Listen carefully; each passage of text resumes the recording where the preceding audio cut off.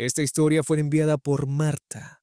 Dice que ocurrió en los años 60, cuando su tío político era apenas un niño y se mudó con su familia a una zona del país que apenas comenzaba a poblarse. No había calles asfaltadas, no había postes de luz, solo tierra roja, monte espeso y un riachuelo que cruzaba detrás del terreno.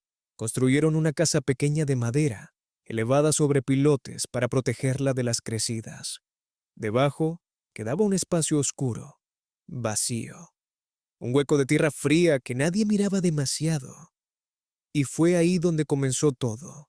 Marta cuenta que su tío tenía algo que en la familia llamaban sensibilidad. Desde pequeño decía sentir presencias. No siempre las veía, pero sabía cuando había algo que no pertenecía al mundo de los vivos.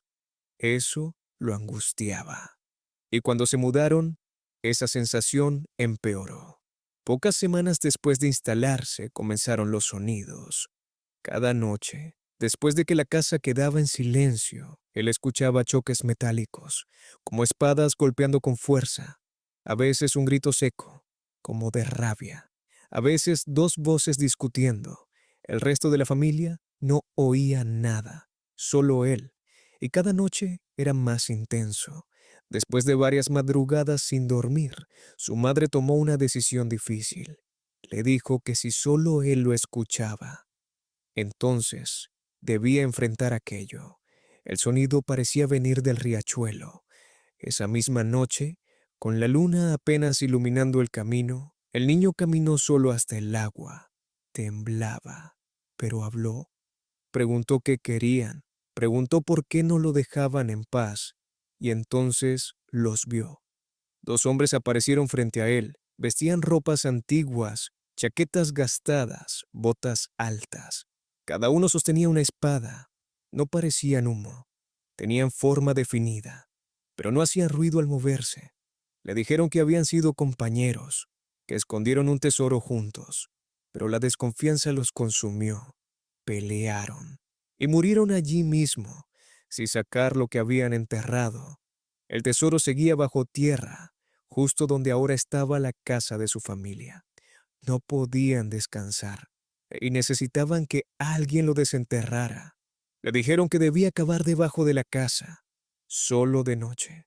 Cuando el tesoro saliera, ellos podrían irse y él podría quedarse con todo. Pero cada vez que hablaba con ellos, enfermaba. Le dolía la cabeza, sentía náuseas, se le iba la fuerza del cuerpo. Su madre buscó ayuda en el pueblo. Una mujer conocida por entender estas cosas fue Clara. Él debía elegir, aceptar ese don y aprender a vivir con él, o renunciar para siempre. El miedo pudo más. Eligió renunciar. Después de un pequeño ritual, dejó de percibir. El silencio volvió, pero la casa no quedó en paz. Los ruidos continuaron. Golpes bajo la madera, crujidos, sombras que parecían moverse bajo los pilotes cuando la lámpara oscilaba. Entonces su hermana, que también tenía sensibilidad, decidió ir al riachuelo, y allí se presentaron otra vez. Le dijeron que los hermanos podían terminar el trabajo, pero el precio sería otro. Si otros cavaban, no podrían quedarse con el tesoro. Durante varias noches cavaron bajo la casa, con lámparas de queroseno, en silencio, hasta que encontraron un pequeño cofre enterrado. Lo abrieron. Monedas de oro y plata brillaron en la oscuridad. Las tomaron, las sostuvieron, y ante sus ojos comenzaron a perder forma. El metal se agrietó, se volvió blando, se transformó en barro húmedo que se desmoronó entre sus dedos. Esa misma noche los ruidos cesaron. No más espadas, no más discusiones, no más golpes bajo la casa. Los fantasmas habían obtenido descanso.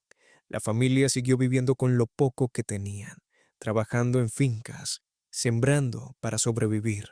Nunca volvieron a hablar del tesoro, pero Marta dice que durante años la tierra bajo aquella casa siempre estuvo más oscura, como si algo hubiera permanecido allí demasiado tiempo, esperando.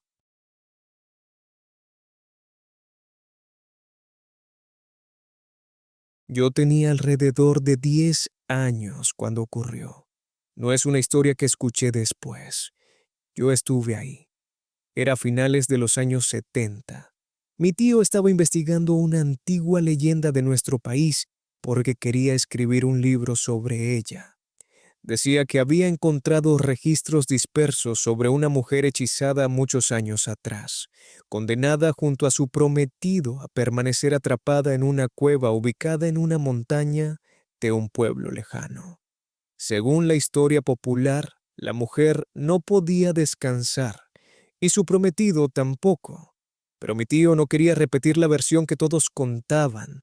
Quería conocer lo que realmente había ocurrido. Así que un domingo organizó lo que parecía un paseo familiar. Mis padres, algunos tíos, primos y nosotros los niños fuimos sin sospechar nada. Llegamos al pueblo temprano. Era pequeño, silencioso, rodeado de montañas. Después de almorzar algo sencillo, comenzamos a subir por un sendero que llevaba hacia la montaña donde, según la leyenda, estaba la cueva. El camino era hermoso. El suelo tenía pequeñas piedras brillantes que creímos oro, pero nos explicaron que era pirita. Mi hermana y una prima dijeron haber visto un pájaro de colores intensos volando entre los árboles. Nadie más logró verlo. Seguimos avanzando hasta llegar a una explanada rocosa. Frente a nosotros estaba la cueva. No era enorme, pero su interior parecía absorber la luz. Fue que entonces, cuando entendimos que aquello no era solo un paseo, mi tío y su hermana se colocaron frente a la entrada. Nos pidieron que nos sentáramos alrededor, incluidos los adultos. Mi tío explicó que quería hacer preguntas. No levantó la voz, no realizó ningún ritual extraño. Simplemente habló hacia la cueva. Dijo que buscaba la verdad, que no deseaba escribir mentiras sobre una mujer que quizá había sido víctima. Al principio no ocurrió nada. Luego, el ambiente cambió. El viento cesó.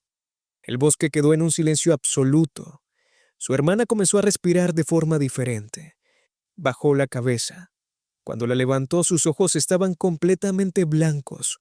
Su postura se volvió rígida y habló. Pero no era su voz, era más grave, más pausada. Preguntó a mi tío qué quería saber. Nadie gritó, nadie se levantó. Estábamos paralizados. Mi tío respondió que quería entender qué había ocurrido realmente. La voz comenzó a narrar. Hace muchos años, una joven del pueblo se comprometió con un hombre adinerado. Se amaban. Una mujer mayor del lugar, conocida por practicar brujería, se interesó en el joven. Intentó conquistarlo. Él la rechazó. La bruja, humillada y resentida, lanzó un hechizo. No los mató, los condenó. Sus almas quedarían recluidas en la cueva de la montaña, sin descanso, sin poder marcharse. Poco después, ambos desaparecieron del pueblo, y la leyenda comenzó. Algunas personas afirmaban ver cerca de la montaña a una mujer hermosa junto a la entrada de la cueva. A veces estaba acompañada por un pájaro de plumaje brillante. La voz explicó algo que nadie esperaba. El pájaro era el prometido. El hechizo no fue completamente cruel. La bruja, por razones que nadie entendía del todo, permitió que él saliera ocasionalmente transformado en ave. Pero la mujer debía permanecer en la cueva. Entonces la voz se volvió hacia mi hermana y mi prima. Les dijo que sabía que habían visto al pájaro en el camino, que era él. En ese momento entendimos que aquello no podía ser inventado. Solo ellas habían mencionado el pájaro, y lo hicieron mucho antes de llegar a la cueva. Mi tío preguntó si podía ayudar. La respuesta fue clara. No. El hechizo no podía romperse, solo podía contarse la verdad. La joven no había sido culpable, había sido víctima. Después de eso, su hermana cayó hacia atrás, parpadeó y volvió en sí sin recordar nada. El bosque recuperó sus sonidos. El viento volvió a moverse. Regresamos en silencio. Nadie habló durante el descenso. Tiempo después, supimos que mi tío decidió no escribir el libro. Dijo que la versión popular distorsionaba la historia, que convertía a la joven en algo oscuro, cuando en realidad había sido una víctima. Prefirió no exponerla otra vez. Pero yo nunca olvidé algo. Antes de bajar por completo, miré hacia la cueva, y por un instante vi una figura clara en la entrada. No era sombra, no era roca, era alguien observando, y detrás de ella, algo brillante se movió entre los árboles.